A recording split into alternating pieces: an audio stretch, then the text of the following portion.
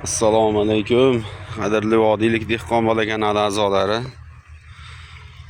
Xudo xolasa bugun 9-may xotira va qadrlash kuni. Bugun xudo xolasa mana oltimiz sotik alohida ekkan, oxirgi ekkan poliyamizni kavlashni boshladik. Xuddi shu joyga hozir mana 2 ta egatni kavladik, odamlar keladi. Ertalab sahar 6. Kartoshkalarimiz holati oxirda inshaalloh. Toshli yerlarda doim qo'yib yurdik. Toshli yerlar zo'r bo'ldi. Hokazo degan gaplarni gapirdik.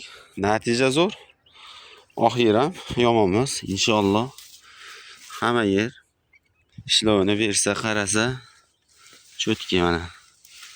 Natija inshaalloh mana 1 2 3 4 ta. Mana bu yerda ham bor ekan. Bir tutda.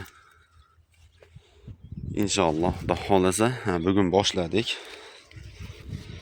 Yangi sveji mana 2 ta egatni kavlab chiqib ketdi traktor. Shu natija zo'r.